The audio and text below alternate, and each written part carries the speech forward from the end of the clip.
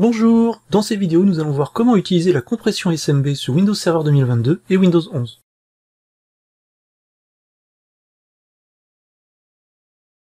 La compression SMB est une fonctionnalité apparue sur Windows Server 2022 et Windows 11 Pro Minimum, qui va vous permettre de réduire la taille des transferts et donc la durée de transfert des données sur un réseau Microsoft, SMB étant le protocole utilisé sur les partages Windows.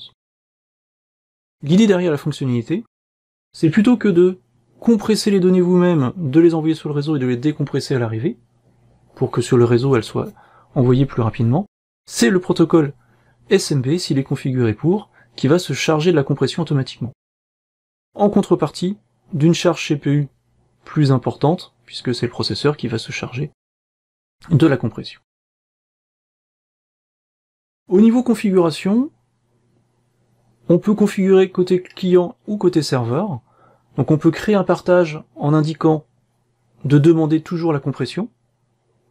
On peut aussi modifier un partage existant pour activer la demande de compression automatiquement. Mais on peut aussi ne pas configurer le serveur et s'occuper plutôt côté client de la configuration. On va pouvoir par exemple mapper un lecteur avec peut-être NetUse, NewSMB Mapping par exemple, qui dispose d'un argument compress. Donc on va mapper un lecteur en demandant la compression automatiquement côté client. Ou alors avec les commandes de type Xcopy ou Robocopy, vous avez un argument compress, que je vais montrer tout à l'heure, qui va nous permettre de demander la compression.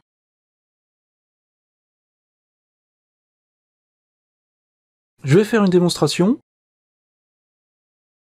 Pour ma démonstration, j'ai créé déjà un fichier de 10 Go qu'on voit apparaître ici en local, et j'ai un serveur avec un partage qui s'appelle compression.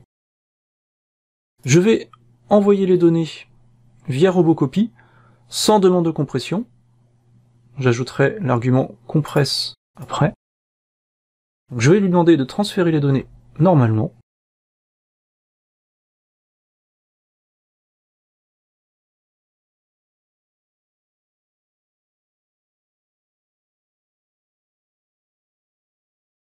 Le transfert est terminé, il a duré 1 minute 30, je suis sur un réseau 1 gigabit, je n'ai pas précisé, mais le fichier VHDX que j'ai créé de 10 gigabits est vide, je n'ai pas mis de données dessus.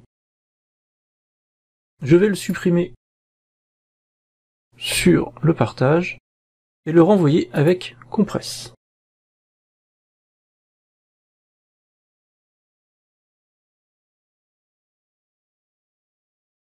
Le transfert est terminé avec compress, je suis passé de 1 minute 31 à 53 secondes. J'ai réduit d'un peu plus d'un tiers, la durée de transfert de mes 10 gigas. Bien sûr, je n'avais pas activé la compression SMB sur le partage par défaut, pour ne pas fausser ma démonstration. À prendre en compte, l'algorithme de décision de compression actuellement fonctionne sur ce mode, c'est ce que nous dit Microsoft. L'algorithme va essayer sur les 500 premiers mégas du fichier de compresser 100 mégas. S'il y arrive, il va compresser le fichier. S'il n'y arrive pas, il n'y aura pas de compression. Ça veut dire qu'un fichier qui serait déjà à moins de 500 mégaoctets ne sera pas compressé, et que si le fichier n'est pas un minimum compressible, et qu'il fait plus de 500 mégas, ça ne marchera pas non plus. Microsoft nous propose une clé de registre qui permet de changer ce comportement dans un mode qu'ils appellent plus agressif, qui va compresser les données, quelle que soit la taille du fichier. Au niveau configuration, j'ai ici les lignes de commande que vous pouvez utiliser. En graphique, vous avez la possibilité d'utiliser, si vous le souhaitez, Windows Admin Center, erreur de clic.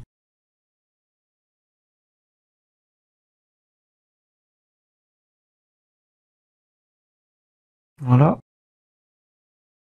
Si vous cliquez sur le partage, oula, on recommence, on revient ici, partage de fichiers.